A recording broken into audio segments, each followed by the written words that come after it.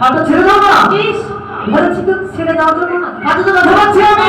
আচ্ছা আমাকে ইচ্ছা যায় আসে না, আমি আমার কথা না বলবো না সব। কি? আমি বলবো তো। আচ্ছা আমি ঘরে হাতে ব্যথা পাচ্ছি, আমাকে ছেড়ে দাও।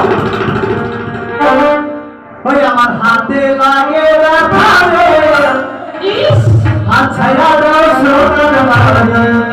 না না, ওই আমার হাতে লাগে ব্যথা রে, হাত ছাইড়া দাও সোনার বাড়ি।